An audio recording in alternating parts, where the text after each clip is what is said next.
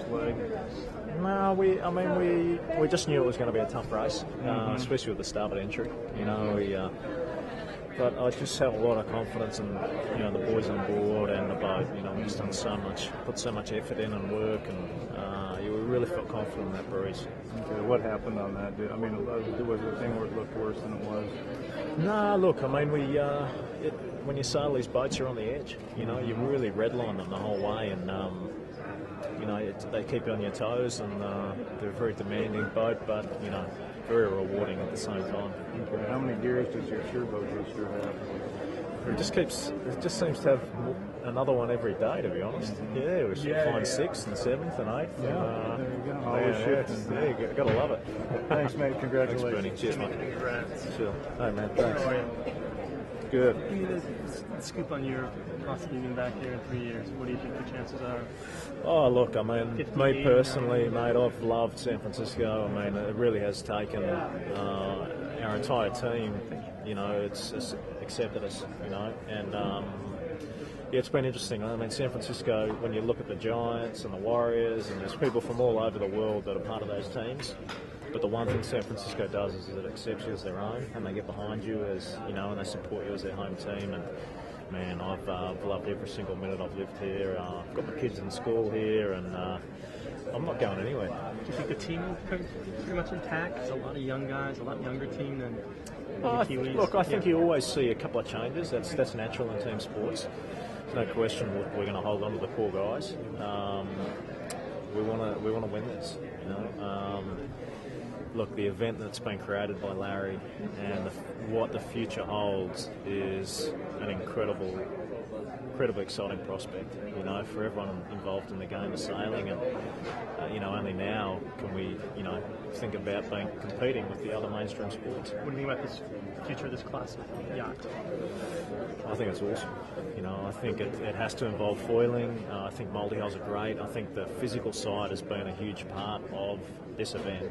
And it ticks all the boxes now.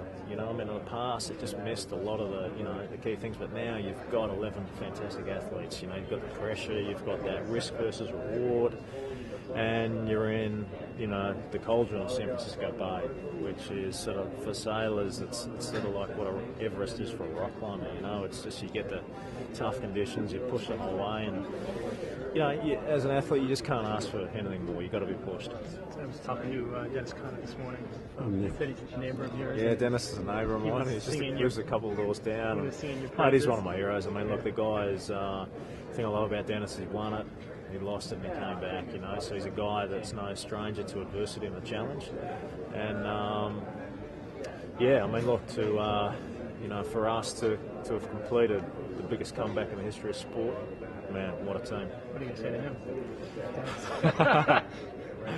I don't know. I'm just going to say, hey, look, we did it, we pulled it off. Jimmy, from Australia's point of view, Fox Sports, give us some words about how you think Australia should be involved in the future. Well, look, I think if you look back to Australia too, they fought back from match point. I mean, if you look, we've got a lot of Australians involved in this team.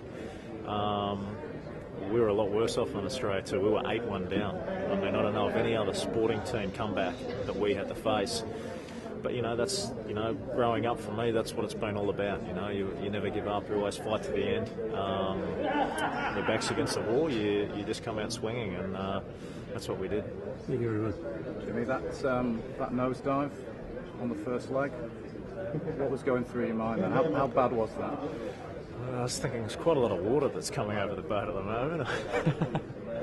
Look, that's the beauty of these boats, is that, man, you're always on the edge. And I mean, in that race, we were redlining the boat. I mean, there was just nothing. We weren't holding back, and we were full throttle. And it's sort of like getting sideways on a MotoGP bike or a Formula One car in in a chicane. You just got to hold on and try and ride it out. And but the cool thing for me is the boys didn't flinch once. They knew we were in we were in this race, and we just sort of fought to the end, and it paid off. Jimmy, you guys are a great success story now. I mean, you're the team that came from behind against all odds and managed to win when nobody else thought you were going to.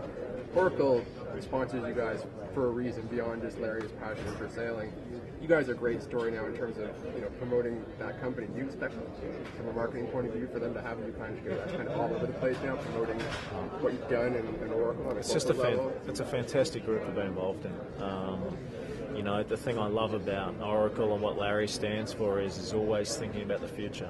He's always almost a step ahead of the normal person. I mean, we just copped so much criticism about this event and the boats, and we're taking too far of a leap, but we just saw one of the greatest sporting races of all time in battles, and the coolest thing about it was we've grown a huge audience because people who weren't sailors became captivated and educated about it because the boats were so cool, it was athletic, there was a lot of drama, there was some crash and burn, and that's what it takes is a company like Oracle that can look ahead and always think about the next step ahead, and someone like Larry, and it's, there's no question as to how he got to where he is because he's always thinking a couple of steps ahead. Jimmy, you mind if I get a quick picture? Yeah, definitely. I appreciate it. Thank you so much. Jimmy, can I hold your hand? Okay, thanks, buddy. Thank you so much. Really appreciate it. A couple of words on sailing with Ben. What was his impact on the whole thing? It was huge. I mean, look, it's kind of funny because I think when you put Tom Slingsby, Ben Ainslie and I on a boat, you're probably getting three of the most competitive guys you'll ever meet. And there's always a worry that could be a recipe for disaster, but it was the complete opposite. It just gelled beautifully. I mean, look, when I think about going into a battle or having a couple of guys alongside me, they're the two I'd want. And we've all been in tough situations, and we all knew that we could do it. We knew we just had to keep fighting to the end. And the cool thing was we never lost our cool. We kept it together in the back of the boat, and that sort of tone that flows through to the rest of the boat, and that's something between the three of us we worked very hard on, and I think it was a big part of the result. With 2020 vision of hindsight now, would you have started with Ben in that position? Oh, look, I mean, I don't think we could have, to be honest, because I don't think I could have got to a good enough level, from a starting point of view without Ben steering the other boat. Our two-boat program relied on, Ben getting involved, steering the other boat.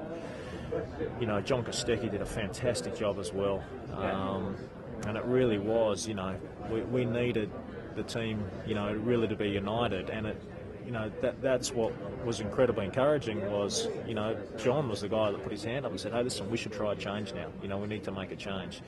And that says a lot about John, and says a lot about the attitude of the team that, anyone was willing to do whatever it took or to try something to get us going again. Ben's obviously going to try and have his own campaign. Are you going to try and keep him as your tactician? I've loved working and racing with Ben. I mean, the thing is we've got so much in common in that we're just fiercely competitive. We love racing, and it's just been an absolute pleasure to work with him. So, look, I'd love to race again with him. It's been so much fun. But at the same time, our in-house racing was some of the toughest I've ever faced, and we both enjoyed it. And, whether we race together or, against each other, man, it'll be a good day. Jimmy, you told me in the press conference that you didn't believe you were going to win the Cup until you crossed the line, but for the first time this week I saw you smiling on the last run a couple of times. Yeah, a couple of people have questioned me about that. I'm going to come clean on that and tell you the truth. What actually happened was Kyle Langford actually lost the wing sheet when we're doing 40 knots on the foil, and then grabbed it with his other hand, and I just saw it right in front of me, and I just started laughing, and I just patted him on the back. I said, just hang with us, buddy, we haven't got long to go. And we both had a bit of a laugh, and it just sort of broke the ice a bit. And yeah, that's what happened then. Thanks, Jimmy.